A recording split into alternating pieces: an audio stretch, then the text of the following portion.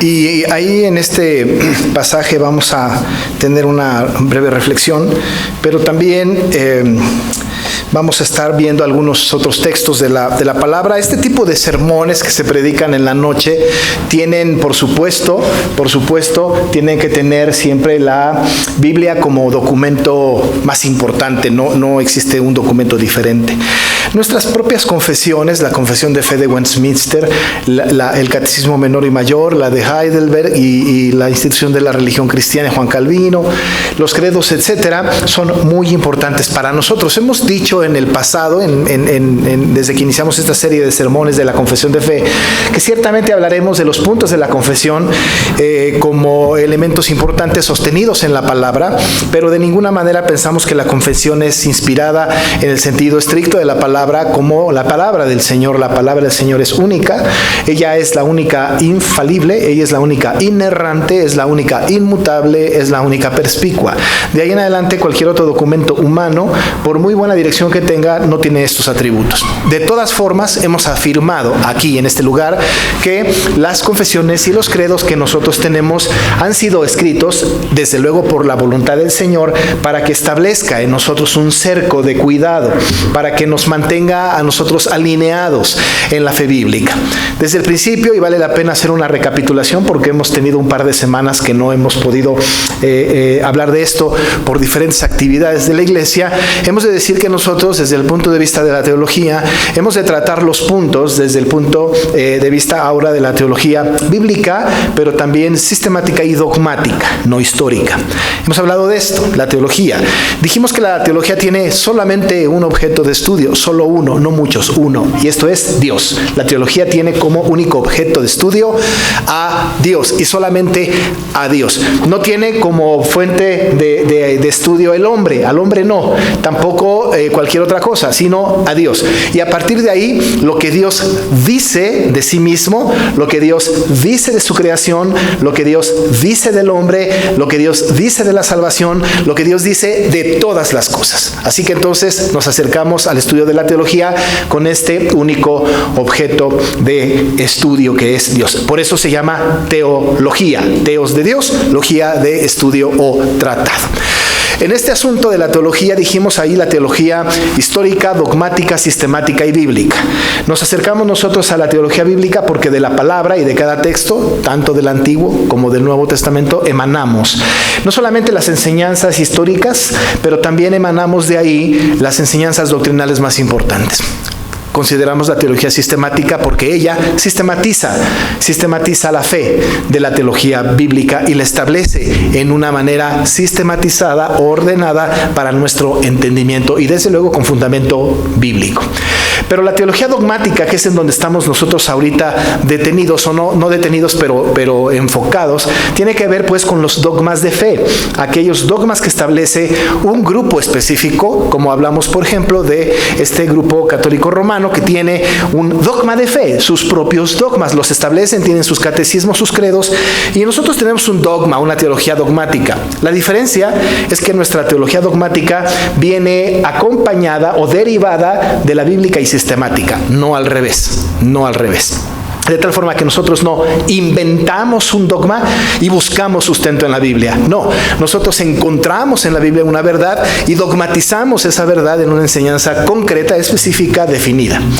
Hemos hablado de estos dogmas de fe que son dogmas establecidos en la teología bíblica y en la teología sistemática.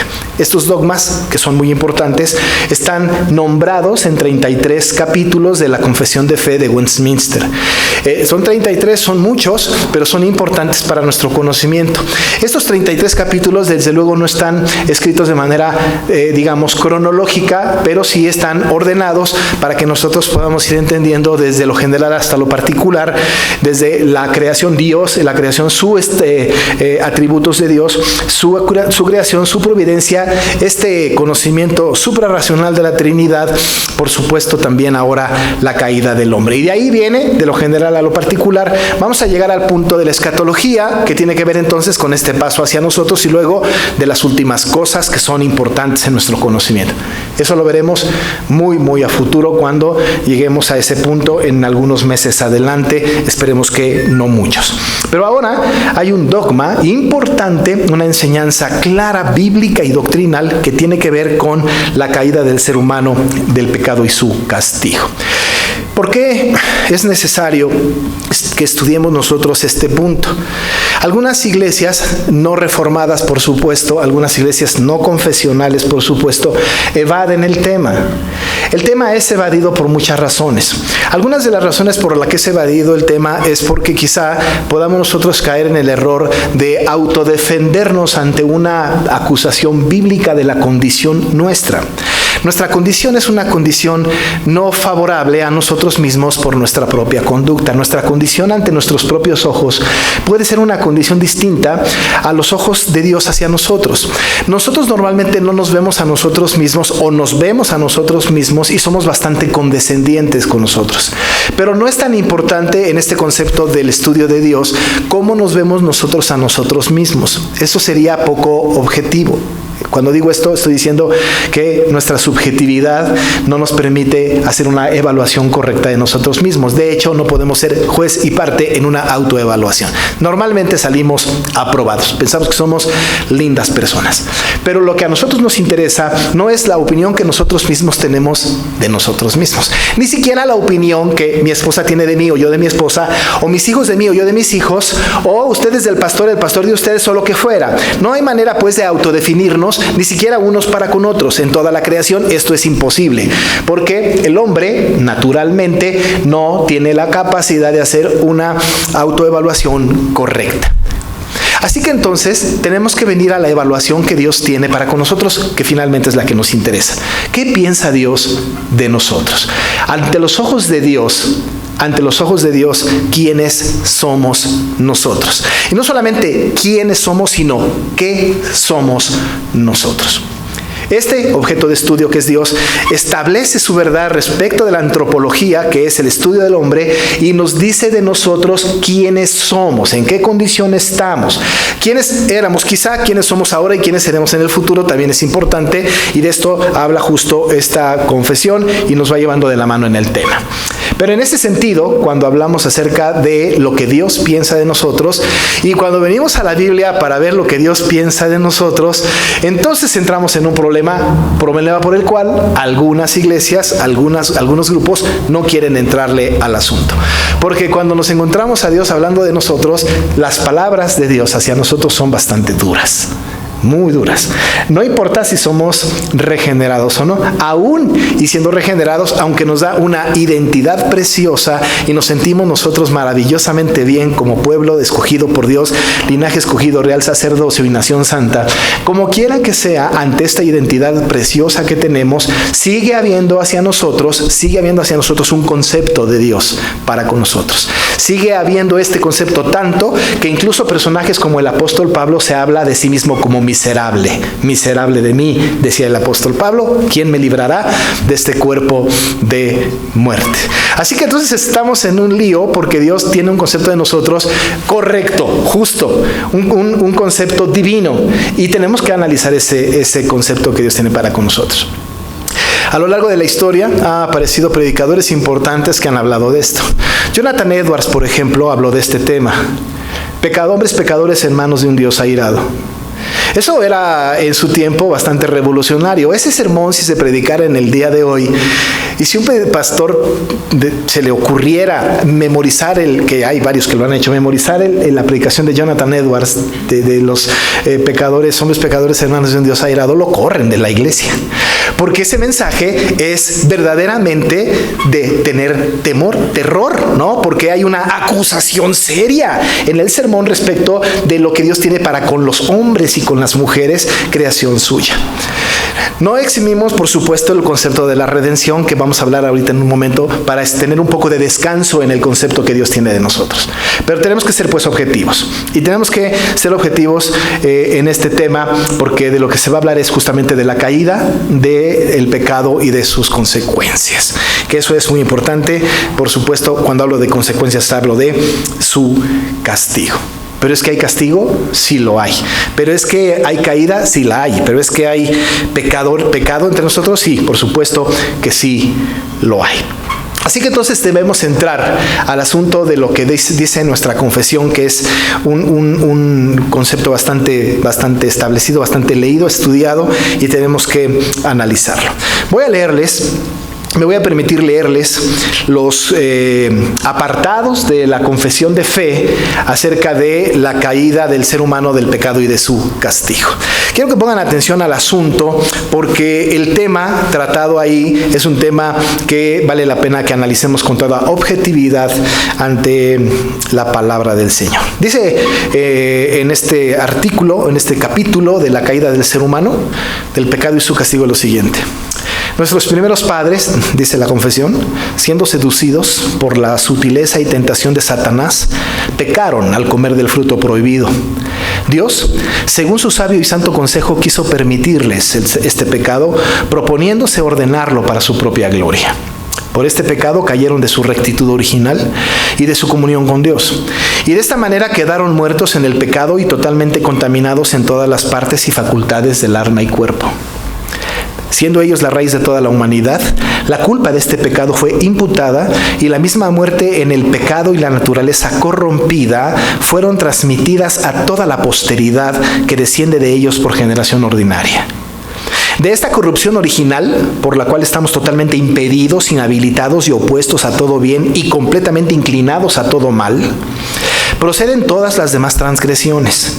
Esta corrupción de la naturaleza permanece durante esta vida en aquellos que son regenerados.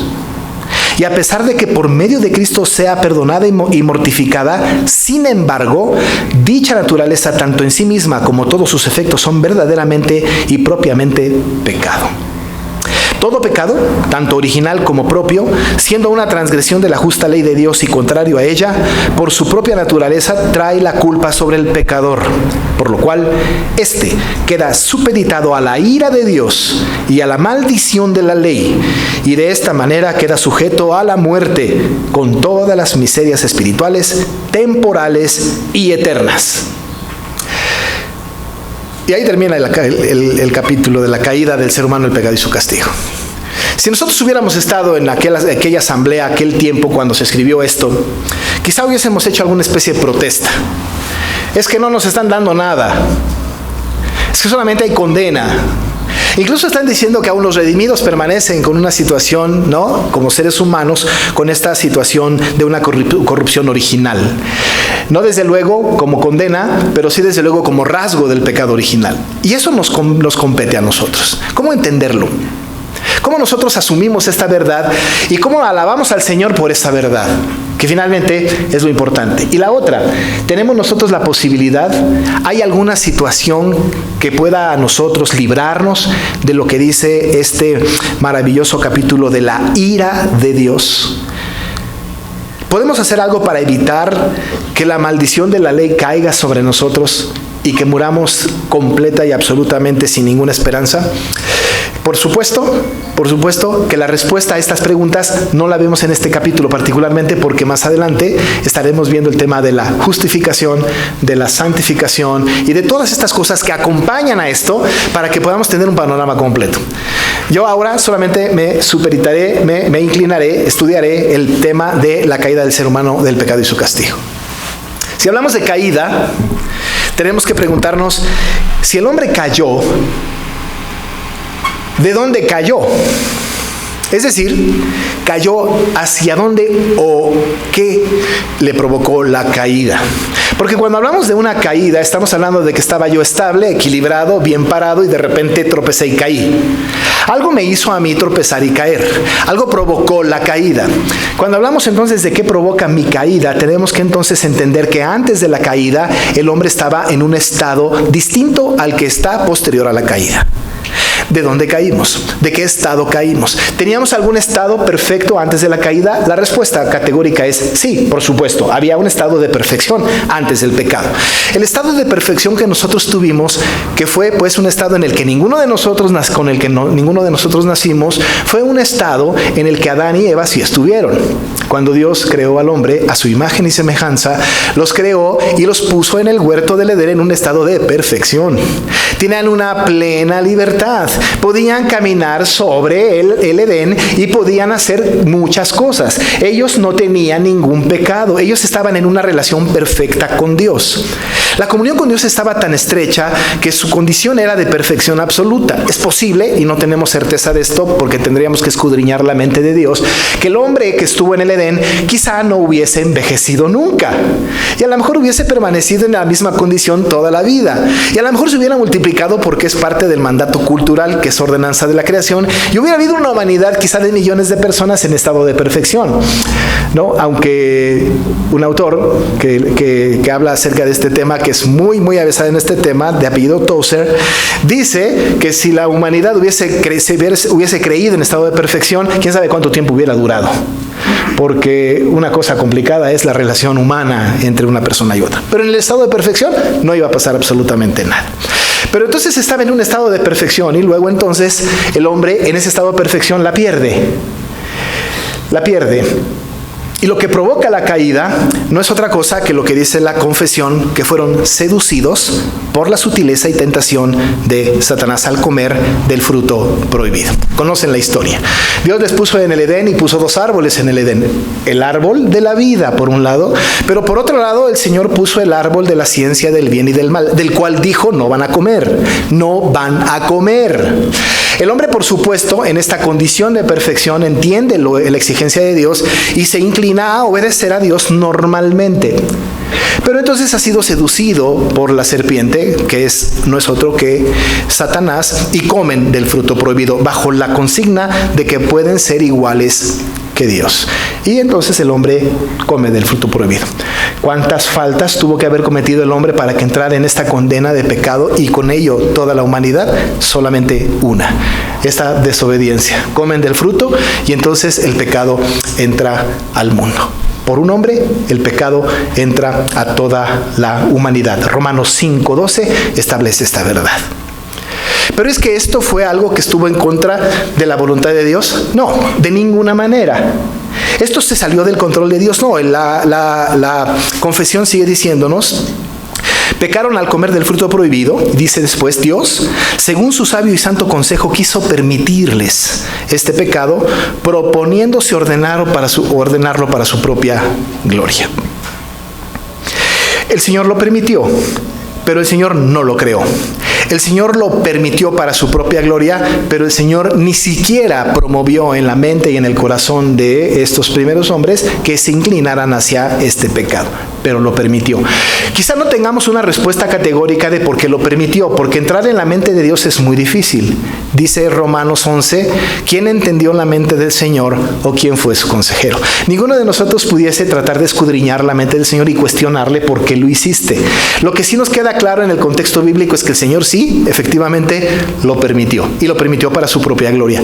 Y por supuesto, había necesidad de que viniera un Redentor, y no puede venir un Redentor si no hay pecado, porque ¿de qué nos va a redimir? Pero esto era para su propia gloria. A partir de ahí, entonces, vamos a enfocarnos en la segunda sección de este catecismo.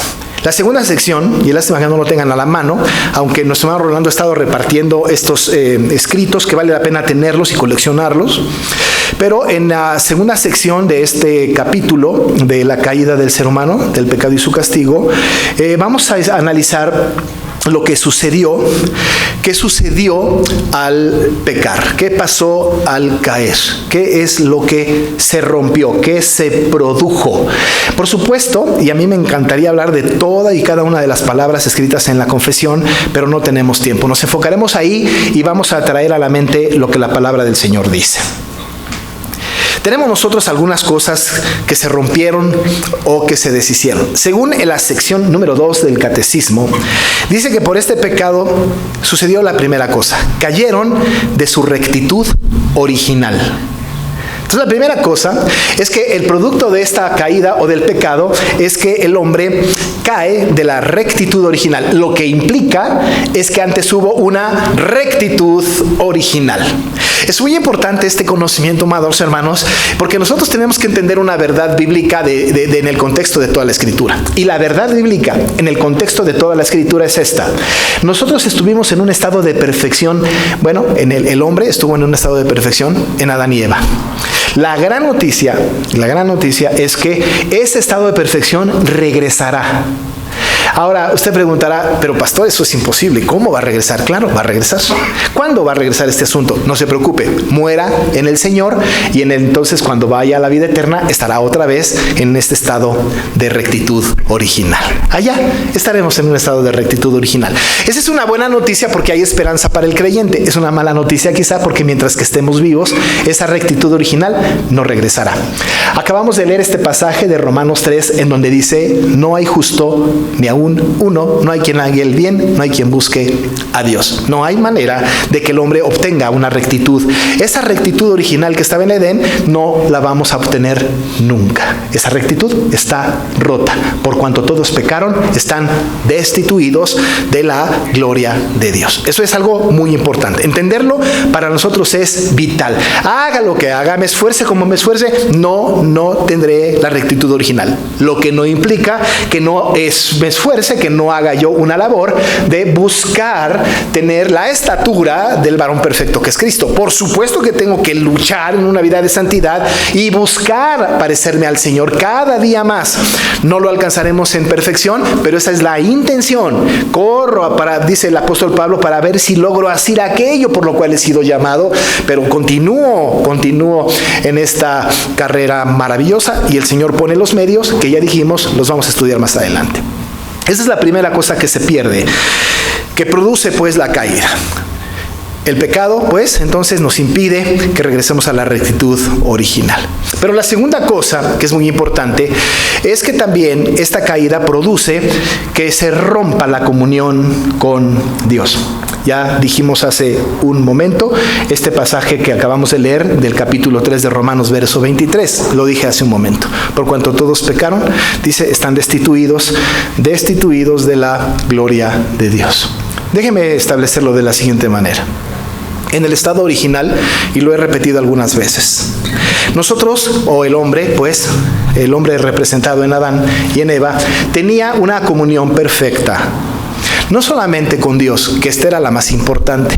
Tenía una relación perfecta con Dios, tenía una relación perfecta con su prójimo, que era Eva, y de Eva era Adán.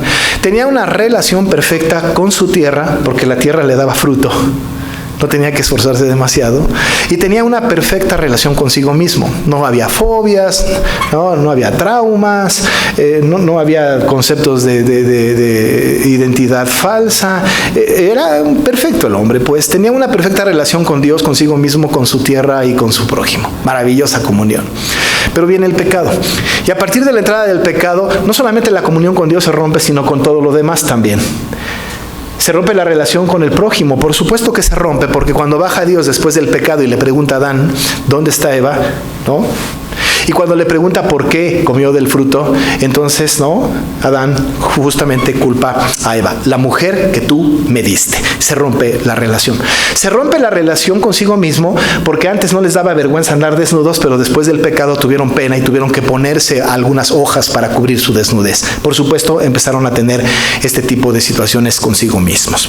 No solamente entonces rompe su relación con su prójimo y consigo mismo, sino que también rompe su relación con su tierra, porque a partir del pecado, con carne cardos, ¿no? Va a tener que, con espinos, pues va a recoger el fruto y va a tener que trabajar arduamente, ahora ya con el sudor de su frente, para cosechar y para tener el alimento que tiene diario. La tierra no le va a ser tan amigable como antes. Tanto así que es necesaria el arrepentimiento, la confesión del hombre para que incluso la tierra sea redimida. Porque una cosa importante es que cuando el hombre pecó, la tierra también fue maldita por causa del pecado del hombre. Y la tierra misma tiene que ser redimida.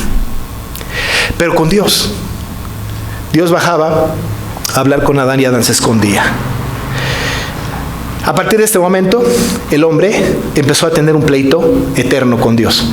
¿Pero qué cosa? No era Dios con el hombre tanto como el hombre con Dios. Y entonces nosotros leemos en el Nuevo Testamento que la única manera de poder tener esta comunión y establecerla era a través de una doctrina misteriosa que el apóstol Pablo enseñó, que era la doctrina de la reconciliación, en donde Dios toma la iniciativa y el hombre responde cuando es regenerado y se reconcilia con Dios.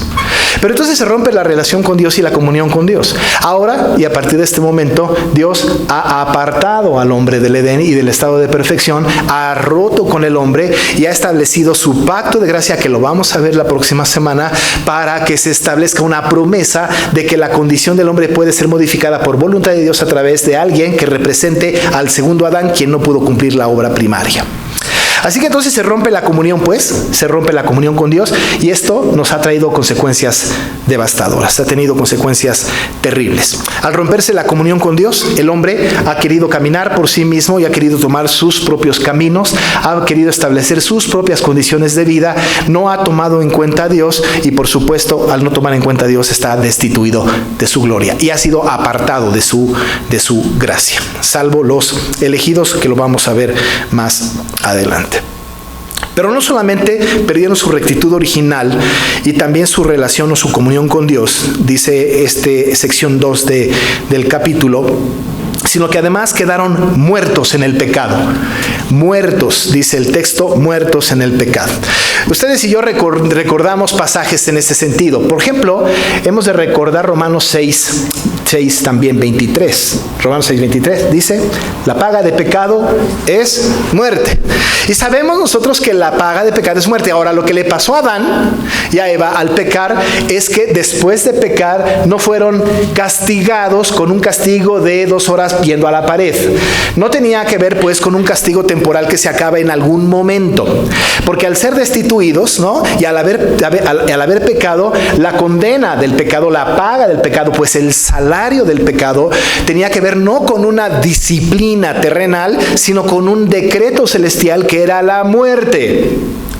Ahora, tenemos que entender que la muerte fue algo que el Señor estableció como castigo para el pecado.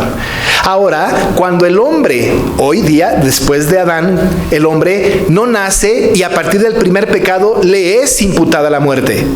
Es decir, nosotros no podemos creer ahora que a partir de que el hombre nace en estado de inocencia, este pequeño bebé que nace en estado de inocencia, y luego entonces es inocente y no se le es cargada la muerte, sino hasta que comete su primer pecado. Esto no puede ser posible. El bebé que nace bajo la condena de pecado por culpa del pecado de Adán y Eva, y nace muerto. A los únicos que les cambió su condición fue a Adán y a Eva. A partir de Adán y Eva, cuando pecaron, todos nacen bajo esta condición. Y pecan porque son pecadores. No son pecadores porque pecan. Pecan porque son pecadores. Van a cometer el primer pecado y van a nacer incluso en pecado por esta herencia corporativa de parte de Adán. Dice la confesión de fe, entonces, que quedaron muertos en el pecado. Esto nos pone en una condición bastante difícil, porque cuando el hombre pecó, no solamente quedó muerto con una condena de muerte espiritual al ser destituidos de la gloria de Dios. Cualquiera de nosotros pudiese pensar que el castigo del pecado fue, bueno, rompimos la comunión con Dios y entonces estamos muertos espiritualmente. Pero no, déjenme decirles que la condena tenía que ver con la muerte física y con la muerte espiritual también. Es decir, no solamente la muerte espiritual, que efectivamente así es, pero también la muerte física. Es decir, había una condena. A partir del momento en que Adán y Eva pecaron, ya cualquier ser humano tiene que nacer y tiene que morir. físicamente. El gran problema de muchas personas es que van a nacer muertos y van a morir muertos y no van a ir a la vida eterna con el Salvador. Los redimidos es una historia diferente. Nacen muertos, pero experimentan la primera resurrección y luego entonces mueren físicamente y experimentan la segunda resurrección y van a la presencia de su Señor. Pero la condena es muerte. Pablo a los Efesios les dijo, hablando de Jesús, Él les dio vida a ustedes cuando estabais muertos en vuestros delitos y pecados. Así que entonces nacemos muertos. Amados hermanos, la condición del ser humano es una condición bastante terrible. Nacemos muertos. Pero lo último de esta sección es que dice la confesión de fe que también una de las consecuencias de la caída es que quedamos totalmente contaminados en todas las partes y facultades del alma y del cuerpo. Quiero que note que dice totalmente contaminados, no parcialmente contaminados. También debemos de notar que totalmente contaminados dice en todas las partes, no solo en algunas. Y dice que en todas las partes y facultades, no solo del cuerpo, sino también del alma. Es decir, que nosotros, o el hombre, cuando ha caído por causa del pecado, ha sucumbido pues al pecado, tenemos como castigo también que estamos contaminados totalmente en todas las partes y facultades del alma y del cuerpo, lo cual la teología bíblica, la teología sistematizada que nosotros tenemos en los 5 puntos del calvinismo, le ha dado por llamar a partir de este concepto la depravación total. Ahora, no parcial, total. Déjeme que le lea lo que dice Hodge, que comenta también la confesión de fe y que dice una verdad absoluta al respecto de esto. Dice él en su comentario: de esta manera, toda su naturaleza vino a ser depravada. La voluntad entró en guerra con la conciencia. La inteligencia se oscureció, las pasiones se levantaron, los afectos se hicieron desordenados, la conciencia se engañó o enmudeció, los apetitos del cuerpo se insubordinaron y los miembros de este último se hicieron instrumentos del pecado y de la injusticia. Y diría en términos bíblicos, todas nuestras obras son como trapos de inmundicia. No hay la posibilidad de que nosotros podamos librarnos de semejante condición. Ahora quiero decirles que estamos completamente depravados o quedamos en una condición bastante triste delante del Señor por el pecado en el alma y en el cuerpo. Y aun y cuando el texto de la confesión no lo dice, queda absolutamente claro que los sabios de Westminster entienden que el hombre es íntegro solamente en su dicotomía y no existe tal cosa como la tricotomía. Así que entonces tenemos una situación bastante triste. Pero ¿de dónde sacaron esto? ¿De dónde? Acabamos de leer Romanos 3. Y solamente voy a referir porque es justo de donde emana toda esta enseñanza. Quiero que noten que en primer lugar en Romanos 3, y no voy a tardarme mucho, lo prometo, habla de la universalidad de la condena del pecado. Pablo está escribiendo a los romanos y les está diciendo a los romanos que no solamente los gentiles tienen una condena por ser gentiles, porque los judíos pensaban que por ser judíos estaban librados de toda condena, pero el Pablo les va a decir que no, que esta condena es de manera universal. Mire cómo lo dice. ¿Somos nosotros mejores que ellos?, dice Pablo. Es decir, nosotros los judíos somos mejores que ellos los gentiles. En ninguna manera, pues ya hemos acusado a judíos y a gentiles que todos están bajo pecado. Tenemos que entender esto a partir de lo que dice la confesión y que hemos visto aquí. Todos nacemos bajo pecado. Todos, absolutamente todos. Y luego cita la palabra. Algunas palabras de Ezequiel y algunos salmos, pero cita la palabra del apóstol y dice esta verdad absoluta.